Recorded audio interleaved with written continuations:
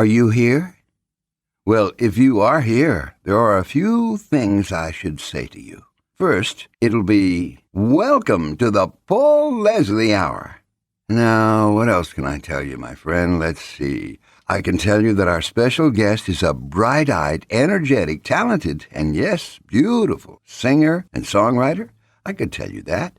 And of course, I'm referring to Tayla Lynn, the Coalminers Granddaughter. Many of you know that Tayla Lynn is the granddaughter of country music icon Loretta Lynn. And I suppose I should tell you that this interview was recorded in beautiful Hilton Head Island, South Carolina. It was just a few minutes before Tayla took the stage with Tre Twitty. Now, Tre is the grandson of Conway Twitty. You see, they perform as Twitty and Lynn. Okay, so you should know that backstage means you've got to do the interview where you can, and that means on the fly. But side note, please subscribe to the Paul Leslie Hour on YouTube, and maybe even like us on Facebook. It helps us in a lot of ways. Would you do that? Now, real quick, remember when we told you about Paul's new pup? Just want to update you all. She was at the vet the other day and weighed in at 33 pounds, up from 26 just 2 months ago. A few of you asked, so there you go. Well, now it's time to start the show with Tayla Lynn. I think you're going to like this one. Well, ladies and gentlemen, we're getting the authentic backstage experience. This is a terrible background. I don't know how authentic it is. They stuck us in a room. You wanted quiet, so they stuck us in looks like it's a break room, doesn't it? I take reasonably quiet any day. Okay, I hate quiet. So you better chit-chat. Okay. Well, we're here in Hilton Head Island, which is a very beautiful place. Yes. You're about to take the stage in just probably a couple hours now, or an hour, actually. In about 45 minutes. In 45 minutes. Yeah. So is performing a comfortable thing for you? I mean, it depends on what. Tonight, I'm not nervous. My cousin's here, and so I know she's going to sing Coalminers Granddaughter with me. So, but it depends. You know, we're doing a show in Nashville on Saturday, and that is so scary and makes me so nervous. But so it just depends on what it is. What is it about Nashville that makes you nervous? Well, all my friends and family are there, and you want them to think that you do a good job. Yeah. I don't have that fear about people here. I feel like I do a good job. And so for people that have never seen us, I think, you know, they seem to like it. So, you know, you build that confidence over time. But with your friends and family, I mean, they've known me my whole life. So I just want them to think that I'm still doing a good job. Mm-hmm.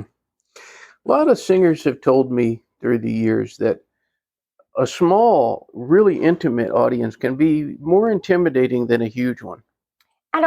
The number doesn't matter. It's who's in the audience, I think.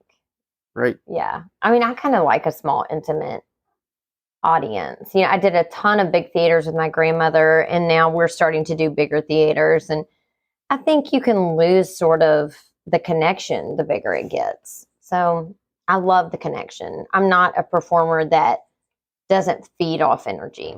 There has to be a give and take there, or I don't do well. This just popped into my head.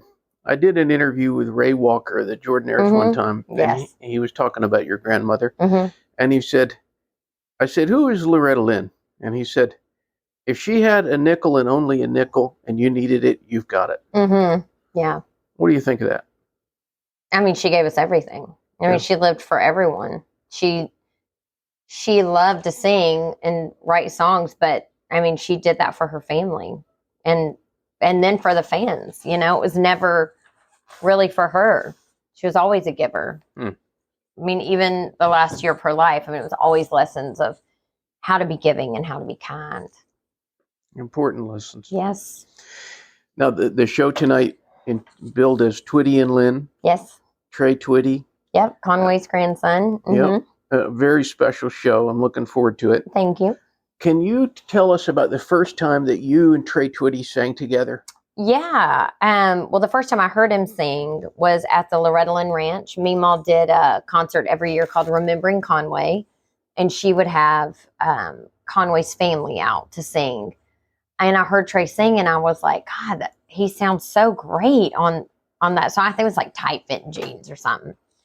And so I asked him if he'd ever want to perform together, and he said, at first he said no. He's like, I'm really, into my photography right now. He wasn't singing as a job. He was doing more. I have ADHD, so if you look over there, I'm gonna have to look. But we did our first show a few months later, and it was so easy. It was so fun. What are you looking at? I'm not looking at anything. I think it's the curtain is blowing. Ah.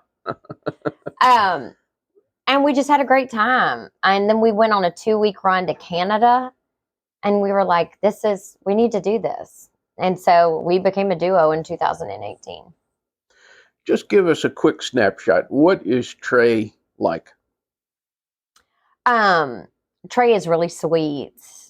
He respects his family so much. He respects his grandfather's legacy. I mean, that's what he's out here doing. He's not out here to make a big bunch of money. He's out here to carry the flame for his grandfather. He wants him in the Rock and Roll Hall of Fame. He wants him to be remembered. He wants him front and center in the world. Johnny Cash has such a legacy. My grandmother, Merle Haggard, all of them have this big legacy. And Conway had like 51 number ones, and he doesn't feel like he's mentioned enough. And so that is his passion in life. But Tre's very quiet.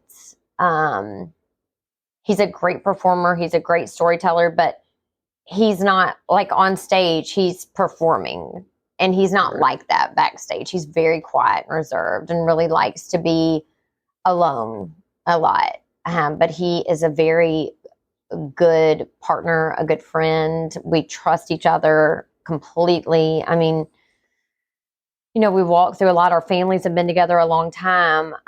So there's so much history there. It almost feels like we've always been family because our families have been together for so long.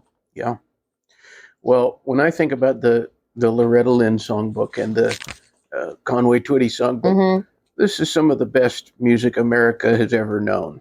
And amen, brother. You've recorded this music. You're performing it. Yes. What is it about this music? Because these songs, they have just endured. Yeah, time. They we're both huge fans of our grandparents. I mean, my grandmother, when I was a little girl, all I wanted to do was go on the road with her and sing her songs. When I toured with her on and off from the time I was 19 until she retired in 2017. I mean, and all I ever did was sing her songs, and she'd say, "Oh, Tayla, that girl's a fan of mine. She's her Meemaw's fan." We love the music. I never get tired of singing it or hearing him sing Conway, ever. Are there any rituals before you take the stage? I mean, for me, I try to hit my knees and turn the show over to God and just be a vessel of his light. And sometimes I forget to do that, and I'm a mess. Tre always warms up. For a long time, I warm up by singing like Morgan Wade or something, but he does his warm up. But I just try to do a prayer right before I go out and bless the people and be a great light. Let us be a great light for Poppy and Meemaw. Does caffeine factor in? All I do is drink caffeine. I mean, I literally only drink caffeine all day. I'm a recovering alcoholic, so we don't have a lot of drinking in our bands or, they're not those guys. Right. But I drink enough caffeine for all of us. I have to. Thank you for mentioning I had some. Well, I just chugged down some caffeine myself. So, I live off Red Bull and Slams, which are Advocare kind of 5-hour energies, and coffee. What's the best thing about what you do? Well, it's twofold, right? I'm been doing music my whole life, and not everybody can have a job doing something that they love that's art. And the fact that I get to make a living by doing this and support my family and my boys, is a huge, huge thing. And a huge thing. And I love the audience. I love being in front of people. I love playing with people. And then you get to carry on Meemaw's legacy and hopefully make her proud. I mean, carry on what your grandmother did in some ways. I mean, she handed it to me. And so being able to just continuously do that is insane. As far as songwriting goes, of course, I'm sure Loretta Lynn has been an influence. But tell us about some of the songwriters that you have a lot of respect for. I love Lori McKenna, Liz Rose, Lucinda Williams. Morgan Wade is really my new, like, I'm just obsessed with her music. Lainey Wilson's cool. I love Miranda Lambert. Shania Twain back in the day, in the 90s. I loved her. I mean, that's a pretty long list. That's a good list. Some good stuff. Yeah. Do you find songwriting to be a therapeutic thing? It depends on, I mean, in Nashville, for a while there, I was just chugging out songs because I had a publishing deal and I had to. And so that was not therapeutic. It started feeling like a job. If we have a record coming up, which we do, I love taking my heartache and writing it. I'm not a happy writer. If I'm happy, I'm not a great songwriter. I have to write about misery almost. I don't know. So yeah, I guess so. When you first sang at the Grand Ole Opry, what was that moment like? What was the experience? What was going through your head when you first started? Well, I mean, Elizabeth Cook, she was sitting on the side of the stage with me, and I said, oh my gosh, I'm so nervous. I don't even know if I can walk out there. Like, I'm trembling. You grow up your whole life and you watch Coalminers Daughter and you see her, the Grand Ole Opry. It's the Grand Ole Opry, dude. I mean, like, you see her getting out of the car and seeing the Ryman, which was the Grand Ole Opry at the time. And so it's, you live your whole life up to this point. And then it's like, oh my gosh, it's here. It's her 90th birthday. She's at home watching. She helped dress me. My God, let me do a good job. Like, please let me do a good job. And then I got out there and it was just, I'm at the Grand Ole Opry. Oh my gosh. Thank you, Meemaw. Thank you, Jesus. I love you. I love you. I love you. So I think you're full of gratitude and disbelief and just an honor and respect. Meemaw always respected the Grand Ole Opry so much. And so I have nothing but the most respect for the Opry. What's the best thing about being Tayla Lynn? I love being a mama. I love my babies. I think that's, being able to be a mother to two wild children, and being sober, those are, without that, I mean, being a mom. I always like to end my interviews. This is like just an ocean of a question, totally open-ended. Okay. For anyone who's tuned in, they could be a music fan, a songwriter themselves, maybe. What would you say to anybody out there? I want to look at the camera. Oh, you can. Is that what you want? Okay. I'll let you. That'll be your Okay. call. What would you say to anyone who's tuned in with us?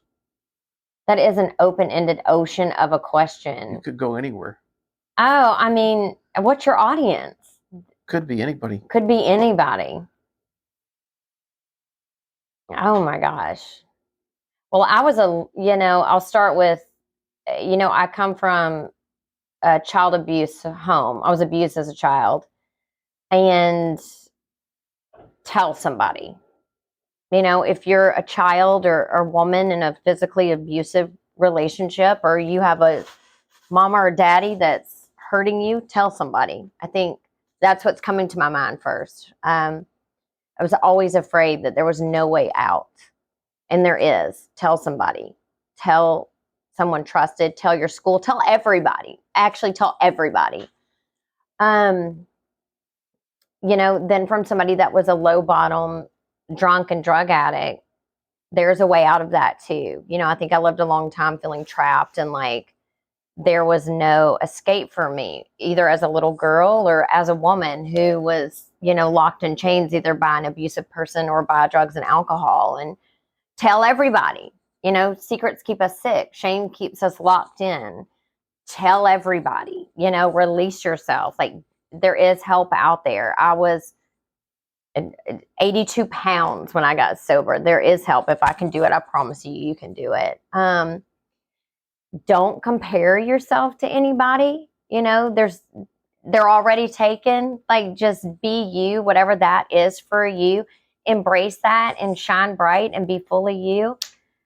And always try to be kind. I mean, you know, our code is, or should be, love and tolerance. Try to be tolerant of people that you don't agree with. Try to love them. It's better to understand, as St. Francis would say, it's better to understand than to be understood. And sometimes that's hard. And when you mess up, forgive yourself. That was your ocean of I don't know where that came from, but that's kind of what I'm feeling. You did it, though. Yeah, I did it. So anybody out there, they can check out TaylaLynn.com. Also, TwittyandLynn.com. Mm-hmm. Thanks so much. You said 45 minutes or something. I said 30 minutes. It was less. It was, yeah, but then I heard 20.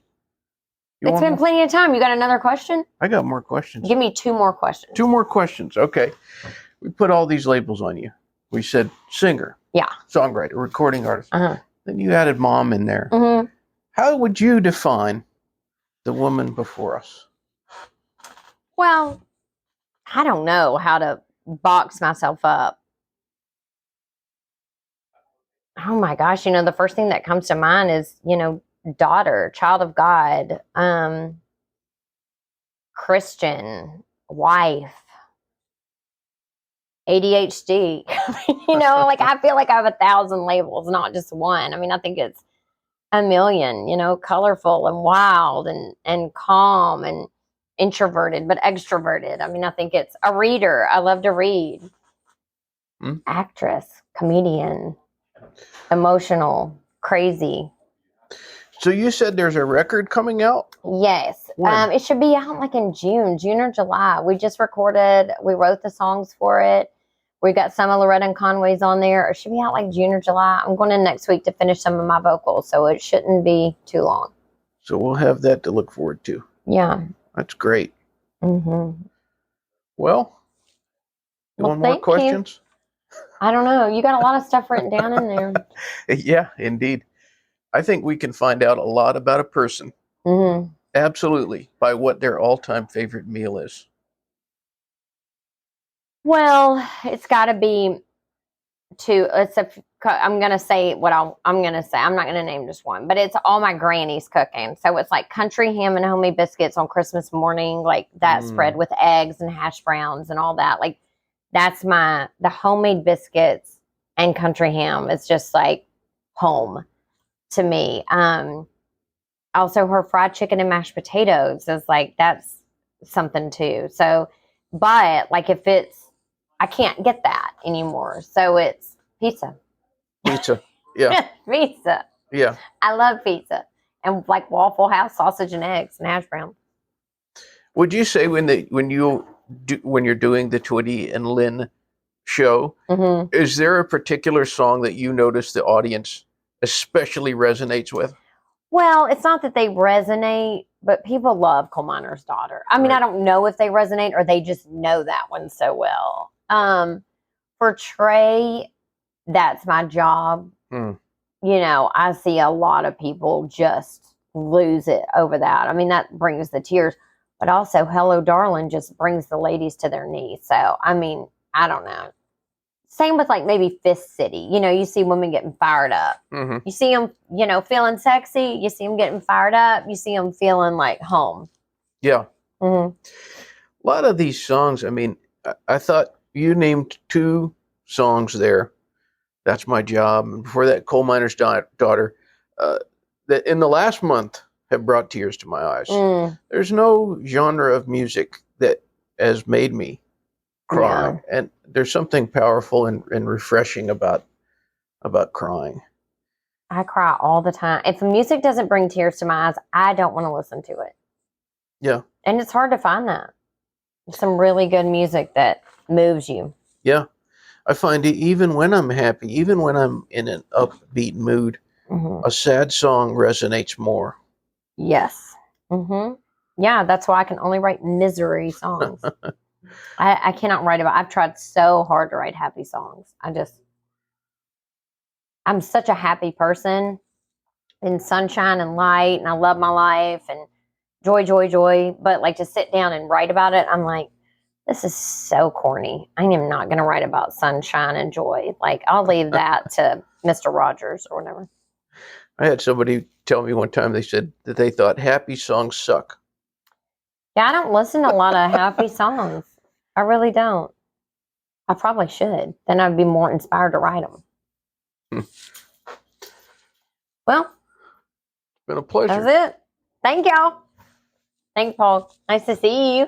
God bless you. God bless you. Do you like God? I love God. That's wonderful. And we both made it through Lent. Barely. Oh, Lord it have was mercy. tough. Like barely. You know, the Paul Leslie Hour is made possible by people like you, listeners, viewers. Please go to thepaulleslie.com/support, and you'll know what to do when you're there. Thank you. Thank you, everyone who contributes. Performance of The Entertainer intro song by John Primorano. And of course, this is your announcer speaking. See you next time on the Paul Leslie Hour.